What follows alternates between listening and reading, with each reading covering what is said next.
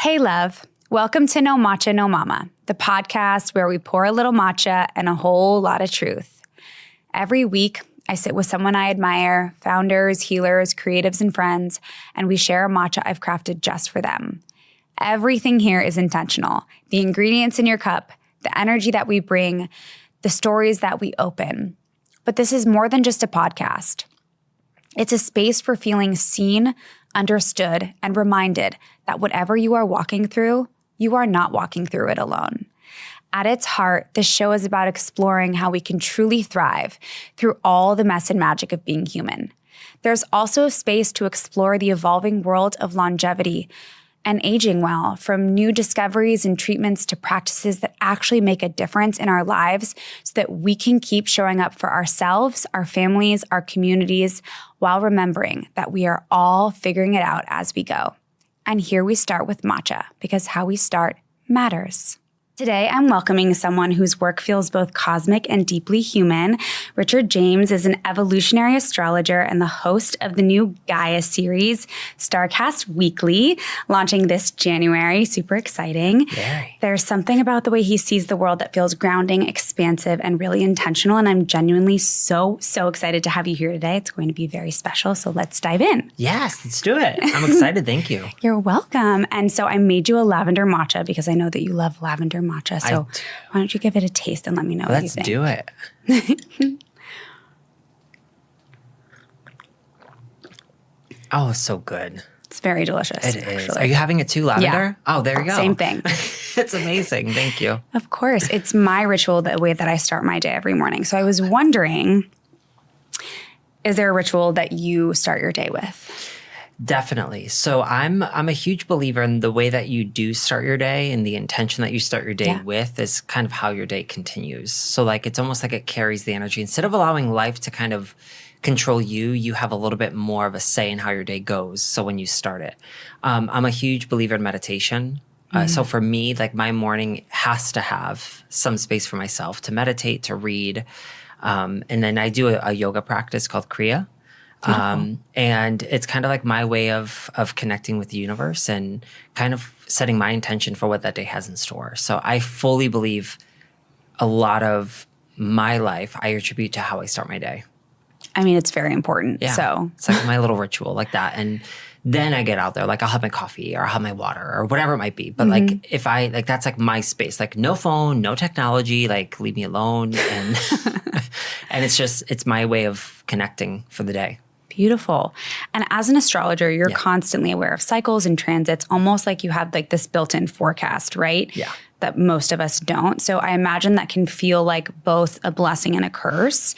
On days where the energy looks challenging or the stars feel stacked against you, how do you show up for yourself and move through your day? And you know, this is such a good question because I do feel like it is a blessing and a curse when you know some things are happening and you're like, I was like, I know this is happening this day, so how do I do it? But in the way that I practice astrology, I believe that we could utilize this to empower ourselves. So if there's something difficult that's happening, and I'm just going to use an example like with Mars in astrology, it might be a day that I know I need to prioritize taking care of my health, or I need to go for a walk, or I need to go out, or I need to go exercise or something like this. Or, you know, have a little bit more patience. So I think sometimes like with the people that know me as well, I'll tell like my best friend or my brother and be like, listen, today's a day, like be conscious of this, like don't rush. Like if you know that there's going to be people out there, be careful of road rage, like being aware of the themes, because sometimes it's not so much about me experiencing it. It's about how I see everybody else experiencing the energy. Like Mercury's retrograde right now as we're filming this. And just on this day, like I've noticed like little moments where things are not connecting, or there's like little scheduling challenges and stuff like that. And it's totally normal. But what control do we really have? And it's almost like learning to go with the flow and be okay that sometimes things are not going to go the way that we expect. And I think sometimes that's what difficult transits teach us. For sure. Is that life has challenges and it's going to happen whether we think it's like we have control over it or not.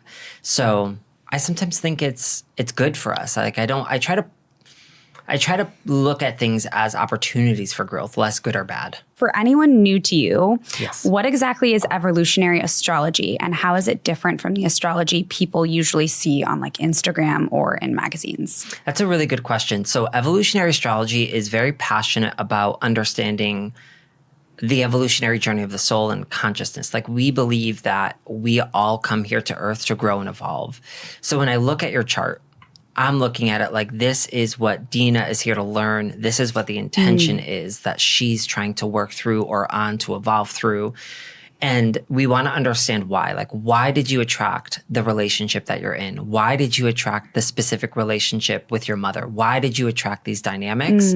Evolutionary astrology helps us understand that. Whereas on Instagram or on TikTok, like you tend to find it's a little bit more pop. It's a little bit more of a stereotype. Yes. And that's how I'm used to astrology. Yeah. And so like with Virgos, you're like, oh my God, you're so self-critical or you're such a perfectionist. Which and isn't I feel wrong. like it's not wrong, but it's not deep. It's like there's so much more to a Virgo than the fact that they can be very like they plan everything and they like to have that sort of overcritical nature. My question I ask is, why are they that way? Like what is what's going on in that brain of theirs that causes them to feel like they need to have that structure in their life? And is it more individual? Always. Yeah.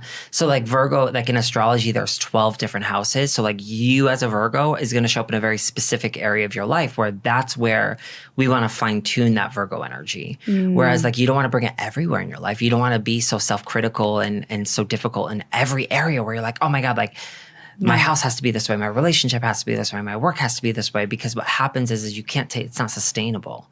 So I always like to try to say like, we have to learn how our energy is and carry that energy. So maybe like in a relationship, the Virgo needs to be a little bit more flowy. Like I have to release the control. I can't always bring control into the relationship. But when it comes to my work, I'm going to control everything because this is what I do. Right. So it's there like, has to be a little more balance. Exactly. Always. So, and I think with TikTok and Instagram, social media, magazines and stuff like that, there's no depth in that way that it doesn't share it with you to be like, oh, there's more to you than just the fact that your sun is in Virgo. And that's what we're going to look at is like, you have so much more to who you are than just the fact that you're a Virgo. Being a Virgo is like 1/12 of the picture. It's so much more complicated. And you don't see that. Like they don't get into it. No. So what was the moment or experience that led you down the path of becoming an astrologer? Was it an aha moment or a slow awakening? Oh, it was like, wake up, like get it together. Because like I realized it was a shocker. It was in studying astrology, the word that I use is like cataclysmic. It was like my world fell apart. And I was like, why is this happening? And so back in 2018, my mom was diagnosed with stage 4 cancer. I'm sorry. And that moment was a game changer because it happened on my birthday. And it was like my first moment where I've never had something so close hit home like that. Right. And in that moment, I was already in a space of a more spiritual, intentional approach to life. But that challenged everything because I was in my 20s and I'm like, why am I experiencing this in my 20s? Like she was in her 50s. Like, why is that? So young. Oh my goodness. And why, like, why? Why would she have to experience that? That's not fair. And it kind of was an experience that was evolving since 2018. And then in 2019, I had a business at the time in marketing. I also was in a relationship at the time. And my mom got re-diagnosed with cancer because she was in remission for a little bit. And it all happened over a weekend. And when that happened is when I dove so deep into meditation. Like I spent so much time trying to find an answer. Like, why is this all happening to me? Like, and I knew deep down in my heart what the path laid ahead as far as family, as far as relationships and that go. But astrology was introduced to me by somebody and they were just like, you should look at your chart. Like, you should go look at this. Like, you should look at to why this is happening to you. But I'm a questioner. Like, I don't believe anything anyone says. Like, I got to research it. I got to figure it out myself. Yeah. Like, I'm like, it's just who I am. So I looked at it. I was like, okay. Then, well, thanks for telling me. Let me go do my own research. And then I learned that what my preconceptions were of astrology and what I thought I was were completely wrong. And then I started studying evolutionary astrology and I was like, oh, this is hitting home. This is like hitting a part of me that was healing the fact that I was dealing with loss and grief, even though my mom was still alive. I was dealing with loss and grief of a relationship, of a business, and I was dealing with loss and grief of all of this. Like, it was a total cataclysm for me. But it was so empowering because I was finding answers and finding solutions. And so what I realized is if I can feel this way about this, and it is affecting me in this way, that I can create this change, how can I use this to help other people? How can I do this to share this with other people? Because if it has helped me, it will help anyone. And so then I started doing events in Miami, and I was doing events in other parts of Southern Florida. And I was like, this has so much potential to make a difference in the world. And so I've been doing this since then and trying my best to help people and meeting new people and being like, this is what we're seeing. And it's all about helping people reconnect with themselves, reconnect with their relationships or their parent, whatever it is, to heal. It's funny how situations with loved ones, or when you're dealing with sickness of loved ones, like that opens you up to rediscovering more about yourself. Totally. Because you need to show up for someone else differently. Like when my mom she was also diagnosed with stage 4 glioblastoma. She passed away. And during that process, I really dove deep inward to try to like make peace with that situation. And so I really relate to what you're saying, because I also wanted to show up differently for her in that way. And I wasn't looking into astrology, but I was trying to find a deeper meaning to life. Exactly. And I think it's really beautiful that those types of situations can bring that out in us. Totally. And I love what you just said. The idea that you realize I have to show up differently for her. And that's what it really, like a big part of it is like, I had to understand what was happening for me to be the person that can hold space for difficult conversations, or whether it's with my mom or with siblings and stuff like that. It's being able to understand that, give you that kind of background and that perspective. And I feel like I feel it in a way because of all of that, dealing with the loss and grief has hit differently because I know in my heart how proud she is of me. And I feel like she knows that the conversations we were having were coming from somewhere, and she knew that I had a connection with it. And I would try to like give her like little tidbits like of astrology and stuff like that. But it was the connection that it gave me, or the wisdom that it brought me to in studying grief and loss. I mean, I've been studying grief and loss now for like 3 or 4 years. Like I was writing about death and loss and trying to understand it, studying different cultures, studying different religious approaches. And it all had kind of helped so that I could be there for somebody that was experiencing all of this. And of all people, it's your mother. So it's like, how can I be there for them while at the same time, how can I be there for myself? Yeah. And that's what this spiritual journey has been about. And in astrology, I think there's so much potential that I don't think social media has allowed yet for the depth of what can come forward with astrology. Because there's just so much potential for us to understand things, to be like, wow, like there is more to this. And it's not about being a Virgo or being Aries. It's very blanket, right? Like there are all these posts about the different signs, and you know, if you're this sign and it's this month or whatever, wherever the sun is, the moon is, this is what happens. Exactly. But it's so individualized that it doesn't always feel like that's correct. And so a lot of people might not believe it 100% because it doesn't affect them. It doesn't affect their life. What is presented is not correct. Sorry.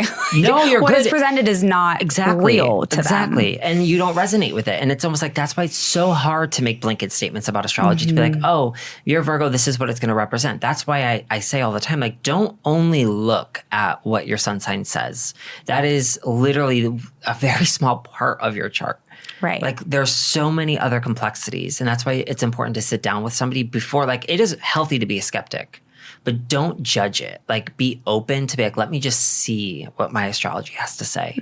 And that takes knowing your time of birth and all of that. But if you do, just try it. And I promise you, you'll get like a nugget of wisdom in there that opens you up. And you're like, wow, like that hits a part of me that I didn't realize how important it was. Yeah. So.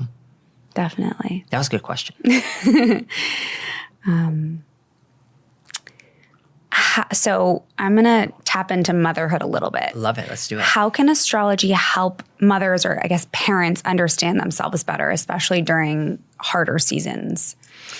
So this is an amazing question. I think being a mother, this is coming from two different angles, because being a mother is not only about taking care of your children, it's also about taking care of yourself. And your husband. And your husband. We can throw him in there. We can throw him in there. You take care of everybody. Yes, you do.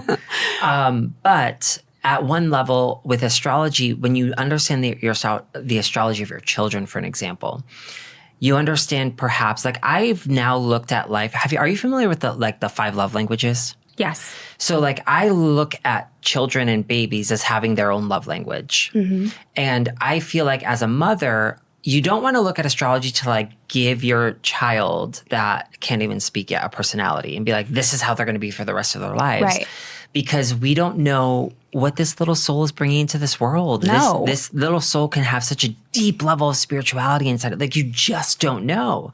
No. So you don't want to. It's impossible to know when they're not talking. No, exactly. And you don't know what the conditioned patterns are going to bring up. But what we know is like kind of what that soul's journey is bringing to the table, like what energies they're playing with and where their opportunities are, or where certain life lessons are going to push them towards. Like you could see that. But for motherhood, I feel like that can be incredibly illuminating. Like I did a reading with a lady the other day who was a mom, and she had a child that had a very strong Virgo chart, and especially in early childhood. And Virgo has a lot to do with health as well. And so I had asked her, I was like, is it like, what's going on with the health department? Was there anything going on with health or wellness or anything like this? And the baby had a very difficult time as far as eating goes and how it was digesting certain things. Right. And so it brings a level of like, oh, this isn't random. Like this is like a part of the child's composition. Yeah. And knowing that things are going to get better, things can get easier, things are going to heal and stuff, like it can bring clarity to a moment that you're like, is this going to be their life for the rest of time? Like this is going to be how they're going to be. And as a mother, you don't know. It can feel like you're stuck. Yes. Yeah. Even though it's temporary. Right. Yeah. Exactly. And then as a mother at a level, like how to take care of yourself as you're trying to take care of everybody else. And that is my message. I always say this, like when we look at something, it always comes back to you, because if there's not a healthy you, there's a healthy nothing. So it's like, take care of you first, especially as a mother, because you can't show up for your children the way you would like to if you're not taking care of yourself. This is what I say all the time. You don't show up for yourself. Yes. How can you show up from somebody else? You can't. It doesn't happen. And if you think you're doing it, you're lying to yourself. And it's almost like, be honest with yourself and how you're taking care of yourself. So like one tip just in astrology is like, look at your moon sign. As a mother, like your moon is in Libra in your 4th house. And so I would say, what does somebody need to take care of themselves? To look at what your moon sign is asking for you. When I see someone's moon is in the 4th house, like that actually is like, be at home, like take care of yourself, like nurture yourself, whatever that looks like. Now you might want to be around people, or you might want your family around you, but there is a really big need when you have the moon in the 4th house, like to have some time at home, like relaxing, like don't try to do the Virgo thing and clean everything up. Don't try to be the person that wants everything to be organized or the dishes neat. Like give yourself time just to breathe alone, relax, and just have that Zen space. Like your home is your sanctuary. And if you don't feel that, your moon sign is going to be out of whack. Interesting. And how we take care of ourselves is resting, rejuvenating, being and taking care of yourself in the sense of whatever that means when you're alone. Like maybe you just need like no TV, no technology, no one asking, a book, whatever it is, like just to chill, right? But it's hard because you feel like the obligations or the pressures or the responsibilities or whatever it is. But it's finding that balance of priorities to be like, I need to take care of myself. I need to have some time for myself. So when you learn about your moon sign, it's how can I emotionally take care of myself? How can I feel more grounded? How can I feel like I'm more supported for myself? And again, if you don't do that for yourself, you will notice it because there'll just be chaos everywhere. Of course. And so that's what we're trying to do. And for moms that are going through difficult times, learn your moon sign. I love that. Learn what you need to do to take care of yourself, because you're going to project that to try to take care of other people. And when you understand your children's astrology, I think is really cool. I think it's a really fun exercise to do, because you understand, like, first of all, it's not your first lifetime with your children. Spoiler alert. It's like, you've done this before. But also, like, what their love languages could be as children. I just thinking of you being a Virgo. Virgos are super sensitive on the inside. So I always look at Virgo children need to feel held and supported and need to feel nurtured and need to feel that sense of like touch. But not every Virgo child gets that. So how does that affect them? Right. And so it's really important. Like with Leos, for an example, Leos love a little bit of attention in the sense of like, oh my God, you're so beautiful. Your hair's so nice. Oh, you're so creative. You did this. You drew in between the lines or whatever it might be. Offering that validation is really important. Words of affirmation. Yeah. For a Leo child, they often don't get that sometimes. So it's like those things we want to pay attention to. So it's like those signatures we look at and offer that. So like when you see a child that has a lot of Leo energy, I'm like, give that child like a little bit of a boost. Just give them a little like a little cheering. Cheer them on a little bit. It won't hurt them, I promise you. It'll only support them. I would rather have somebody that has been supported at that ego level versus somebody that hasn't. And then they're struggling for validation as they get older. Do you see certain placements or transits that make motherhood feel more challenging for some people? Yes. So there's a few different things you want to look at. So as far as difficulty goes, like you're saying, as far as like being like when you're having a child or I guess I'm saying just I feel like certain moms might have a more difficult time with their kids than others. Like it feels easier for some people or more natural, and maybe others it doesn't. So maybe in that regard. So at one level, whenever I see a chart of a mom that is going through like a major Pluto transit or a major Saturn transit, that can represent a difficult cycle you're going to go through. Pluto transits can be up to 2 years. It takes a while for Pluto transits to happen. And Pluto represents a major transformation. Pluto represents kind of this sort of alchemy of death and rebirth. So when you see a mother's chart and they're like really going through a difficult time and Pluto's involved, you know that this is going to be a major shift in how they understand everything in their life. It's almost like from the ashes rises a phoenix. That'll be the mother. So it'll be difficult in the beginning. But they'll find power in being in it all as time progresses. So there are certain transits that we see. Like I said, Saturn can also be the same thing because it's almost like Saturn's going to make you work. Saturn's going to make it say like, if this is, you're going through a Saturn transit and you just had a baby, it may be a very difficult cycle where whether it's balancing obligations and responsibilities, it's work, it's relationships, is this a single mother? Like there's so many different ways that this can show up. And it can definitely give us a glimpse to say, hold up, like, let's not say that it's going to be awful. Let's not like say this is going to be the most difficult cycle of your life, because again, Pluto is going to help bring power into your life. And this is what I went through in 2018 and 2020. I realized this and I was like, this is supposed to be empowering. So maybe it's reframing my perspective of what I'm going through so that I could see what is the gift that this child is bringing into my life. What are the opportunities that are coming through? We can honor the difficulty, but we can also honor the gift. Right, of course. So I feel like we can look at these transits and say, wow, this is going to be a really difficult one, like a Pluto transit or a Saturn transit. But how can that empower you, and how can you see it as something that's bringing a positive impact in your life? For the greater scope of your life. And that's what Saturn wants. Saturn is like, I don't want some sort of short-term pleasure situation. Like I want something that's going to be there for the rest of my life. And so, sometimes if somebody is a single mother, and you'll see this sometimes, and they're going through a major Saturn transit or a major Pluto transit, they're trying to understand like why is it all falling on me? Why is this all happening to me? And you know what's amazing is you're becoming so powerful that you will never let another man do this to you. You will never let anybody take your power away, and you're going to step into who you're meant to become. And it's almost like that is one angle from this. But again, if it's difficulty, like maybe, the child is being difficult, maybe it's something in that nature. That is something that I like to see in charts as well, because like, are we looking at like these two opposites? Like, are you giving birth to your polar opposite to teach you a lesson that you need to learn? It could be. So there's so many different angles we can look at. And we totally can see it in astrology. And I feel like it could be healing when you notice that. You're like, okay, like I need to be a little bit more gracious with, I was talking to somebody the other day, and they have an Aries daughter. And I'm like, she's going to put a little fire under your butt. She's going to make sure, like, hold you accountable to go. You're not going to control her. You're not going to be able to tell her what to do, but that's going to teach you a lesson. Like, she might be messy because you need to learn to have a little bit more of a mess in your life. Like, you need to learn that. And so you feel like you're stressed out, but in reality, it's trying to teach you something in it all. So it's almost like those are all different angles that we can look at if there's a difficult situation.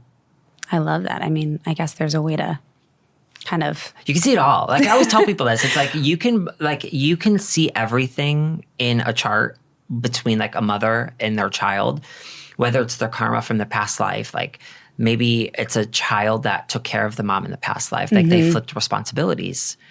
And, you know, the child is now taking on a child in this lifetime instead of the parent. Right. So it's almost like the roles are a little reversed. Exactly. And that child's not going to make your life easy. They are going to make it a little difficult because what happened, what you did to them in their past life. Like, you never know. Like, there's so many different circumstances. But for anyone that is interested, you can definitely see if you're having a difficult moment with a child, I would just say have patience and have grace, because there is a method to the madness sometimes, and there is reasons, and it just takes time sitting down with it and unpacking it. And astrology is a great way to do it. So you mentioned that Mercury is in retrograde right now, and I wanted to ask you a specific question about that because people get very spooked. They do. By it. Like, life has to go on pause, right? So from your perspective, what's actually happening energetically, and for parents or families, how might the transit show up in the home? Misunderstandings, emotional sensitivity, schedule changes, and what are some grounding practices to navigate it? Totally. So one thing I just want to say is there's a lot of like sensationalism around Mercury retrograde. I had a great Mercury retrograde. Like, I'm thriving right now. So it's not always negative. Never. So this is the misconception. Correct. And so especially with people that are born with Mercury retrograde, they tend to... What do you mean born with it? Like born when it was happening. So like if you could be born... So every planet in astrology goes retrograde except for the sun and the moon. Okay. So like you could be born with Mercury retrograde in your chart and you're thriving during a Mercury retrograde period. Okay. So like one level, like let's just cross that off. Like it's not always bad. Like I've been traveling all over right now and I've had no issues. Okay. That is like one of the biggest stereotypes. People are like, oh my God, don't travel. Like blah, that's blah, why blah. I want to debunk it right now. Yeah. And it's like everything is flowing. Like it has been amazing. Like I think it's good for me too. So, and you've noted like I didn't even know it was happening. Exactly, you wouldn't unless you like saw like someone posting about it. Yeah, and I feel like it's trendy, it's cute, it's fun. Like you can make funny content about it, but like the reality of it is it can be a very advantageous time. Like it could be very beneficial for people. But you're talking about what's happening at home, right? So like if for a family that's at home, like yes, it's the holiday season. And I've been saying this for so long, like this holiday season, I would just stay away from anything religious or political or something like this because this specific retrograde is happening in Sagittarius and Scorpio. So what you want to be careful of is sometimes it can exacerbate the communication. So if we're talking about politics, we're talking about religion or our beliefs, like people have a really hard time listening during Mercury retrograde. They don't listen well to other people. That's why communication is bad. Correct. And what happens is if we can just be a little bit more curious, be more open-hearted, and give the other person space to say what they have to say. And let's say like right now, we're just using this as an example. We have a miscommunication. Instead of fighting about it, sit down with each other and be like, I'm sorry. I think I heard what you said wrong. Can you repeat what you said so I can understand what you're trying to say? Yes. Or can I tell you what I heard you say? So then you can tell me maybe I'm not understanding what you're saying properly. Maybe it's the intention and the delivery of the communication. And it can be healed like this. But what's happening is when your ego gets in the way and you get defensive or you take something personal, that's when the issues can get bad. But like, I don't think it's that big of a deal. I think at home right now, just during the holidays, being aware of this, being conscious, like, you know, everyone is feeling a little bit more fired up about their beliefs about certain things. Everyone's feeling a little bit more passionate. And I think collectively, I think we need to be more curious with each other. And I think if we were to be, and Mercury is a very curious planet, it will heal the potential or prevent the potential of there being, you know, those issues that could happen in miscommunication and stuff like that. The other thing at home is just like, if you know you're doing like a major home project, just do your due diligence. Like if you're going to be plumbing or electrical work or whatever it might be, like just do your due diligence. Make sure you're doing the right research before you sign a contract. Make sure all your I's and T's are dotted. You should be doing that all the time. You should, right? Well, here's the thing. I say that all the time. Like, it's common sense. Like, come on. Yeah. Like, you should not just be like willy-nilly just sign. Maybe just double check a little bit more when Mercury's in retrograde. Yes, but keep that behavior up even after. Like, don't just do it because Mercury's in retrograde. Just do it because it's good practice.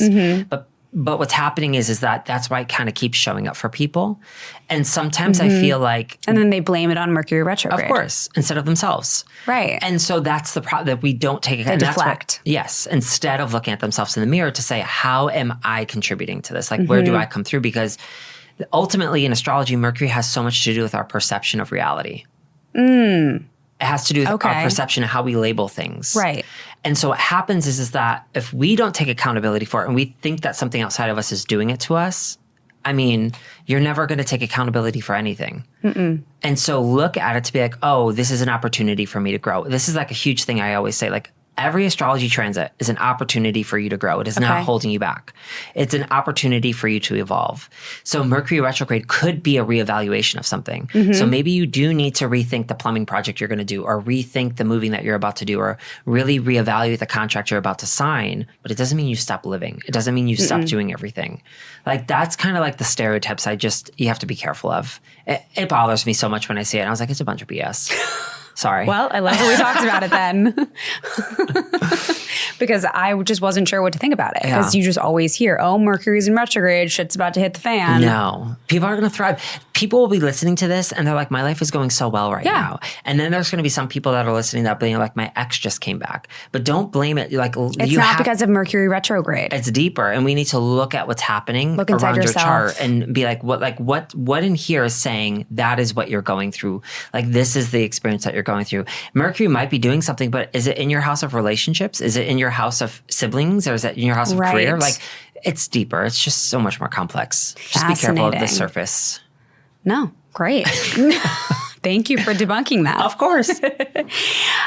What is happening? So Mercury retrograde is happening right now. Yes. Is there anything else happening collectively right now on the stars? And why does life feel so intense for so many people? It's loaded.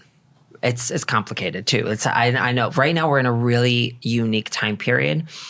So not only is Mercury retrograde right now, but Jupiter's also retrograde right now. Oh, goodness. Saturn's getting ready to do its thing, and it's going to come back into Aries next year. Saturn's station's actually retrograde, I think, this week on the 27th. My goodness. Neptune is still retrograde right now. Uranus is retrograde right now. A lot of retrograde. Yes, which is normal in the sense where like all of the planets do it. They all have different cycles and when they go retrograde, but we all do have this. Is normal for us. But I think right now what we're at is we have a lot of our planets that are transiting to new signs. Saturn is going to re-enter Aries. And it's going to be in Aries for the next 2-ish years. And then we're going to have Uranus coming into Gemini again next year. Whenever planets change signs, it is monumental. We are beginning almost like a new era. Pluto just entered Aquarius and will be in Aquarius for like 20 plus years. Wow. And we have a lot of these planets, and they're major planets. We call them transpersonal planets. And then we have Jupiter and Saturn also changed as well. It's a lot. And I think we're noticing the collective upheaval. Like, it is fundamentally changing. Consciousness on the planet wants to change. But change is never easy. Because what happens is change requires us to get uncomfortable. And that's exactly what a lot of people are feeling, is the uncomfortability of everything. Our belief systems, Jupiter, are changing. And Uranus is in the sign of Gemini, which has so much to do with how we are seeing everything, the way that we communicate with each other. Technology is changing. It is overwhelming for all of us. And it's why we feel the heaviness that you're talking about, is we have so many planetary shifts happening. And I'm not saying this in a negative way, but more in an honest way. That this is what we're going to go through for the next couple of years. It is a fundamental shift that's happening on the planet. But what's happening is it's almost like the planet, and astrologically speaking, we are setting ourselves up for our future. We will feel completely different come 2028, 2029, and 2030. Once these planets are a little bit more grounded in the signs that they're in, we'll have greater clarity and vision for the future. But it is heavy right now. It is a heavy energy. We're dealing with a lot right now, even just not at a political sense, but like just living in the US. We can look at the US chart and be like, what is the United States going through astrologically? And we have a lot going on in our chart, and it's not easy. And so we feel these heavy energies with these planets that are all changing signs.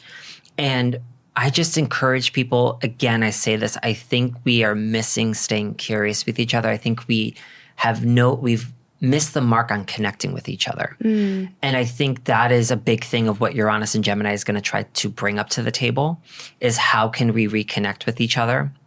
How can we communicate with each other without ostracizing or alienating each other based upon what we think or what we believe? For children, this can be a great chapter for us as far as how we teach our children. You're going to know, I can totally see this happening in the next 7 years. We're going to look at how the education system is going to change. Oh, 100%. And we're going to notice a new level of how we're teaching our children, how we are processing, how they are processing also because things. of AI. And that's a huge part of it. Yeah. But it's also like the way that we want to teach our children. The last time Uranus was in Gemini, we can see fundamental shifts. Like every time Uranus is in Gemini, there's been major changes in the education system in the world. Interesting. So it'll be interesting for children, for an example. Yeah. But technology is huge. But I was just talking about this the other night at dinner. I think what's going to happen is a lot of people are so passionate about reconnecting with each other and wanting to like be together like this and no longer like be on Zoom or be on our phones. I think we're going to notice a shift in this way of how we connect with each other as human beings. And I think we need to, because there's so much time spent on our devices and on social media. And what we really need as humans is to connect with one another. 100%. That's why we're here. Totally. Like the community of it all. And the astrology supports it for us, but it's difficult in the beginning. And so just be patient, stay curious. And what I would say is, how can you see more love in the people that are around you, even if they don't think or agree with you the same way? I've had so many relationships end because it's almost like, I don't want to marry this person because they did this, they believe this, they think this. And it's something where, is that preventable by being more curious with each other? Like, what if you're meant to learn from that person? What if that's a learning opportunity for you? And when we have these major shifts happening like this, I feel like we are trying to reconnect with our hearts. Jupiter is in Cancer right now. It's all about reconnecting with our heart center.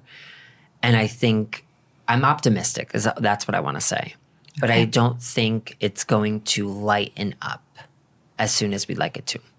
That's fair. I mean, we go through a lot as humans. But it's I kind of want to point out what you said earlier, though. It's not necessarily like bad. It just feels intense. Yeah. It feels intense because it's change. Yeah. And what happens... Because people also aren't comfortable with change. Correct. They're going to change. They're going to resist the change. Correct. And you have a choice in life. Like in evolutionary astrology, we look at change as two different ways. You're either going to progressively change, which means you gradually accept the change that's going to happen, or you're going to get the wake-up call, the cataclysmic change. It's almost like, I always say, like, life is going to throw little pebbles of sand at you.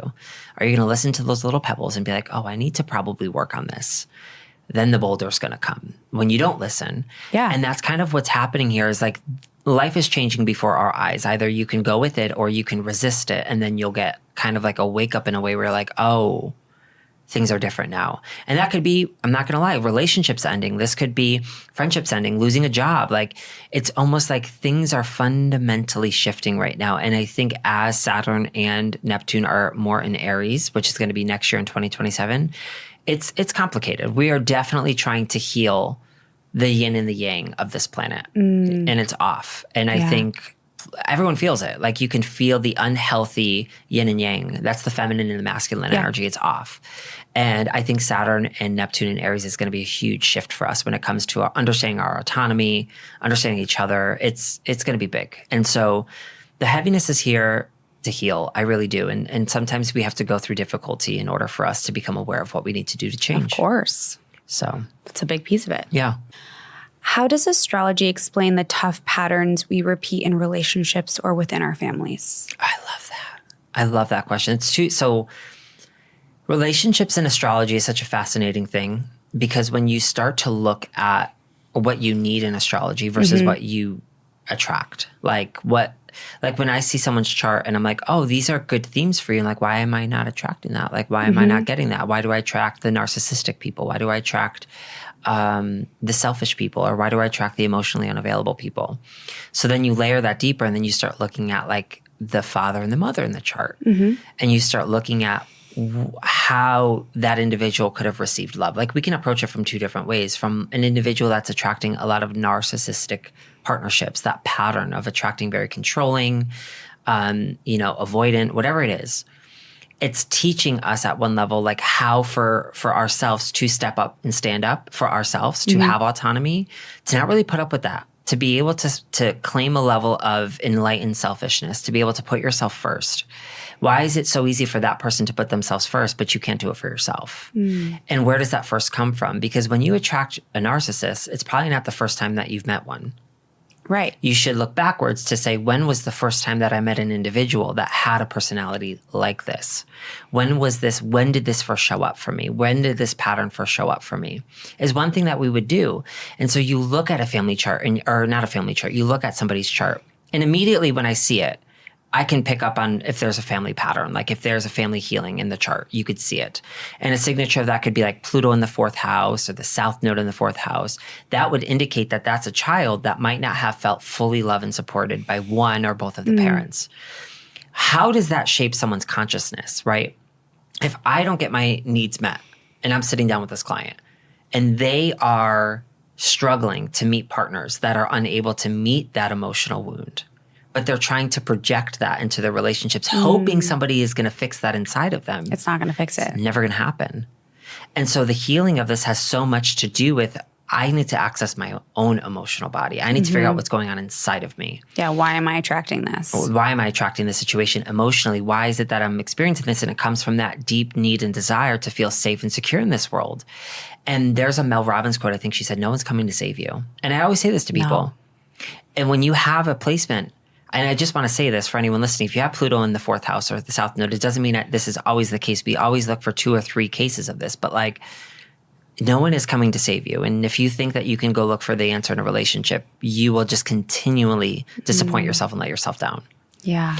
And the reason why we go through these patterns or cycles is truly to wake ourselves up to what our potential is. Some people do it early. Some people wait until they're older. And that traditionally will coincide with other transits, like a Saturn return. It could be your second Saturn return. It could be your Chiron return, where you realize, like, I'm unhappy. This isn't what I want in my life.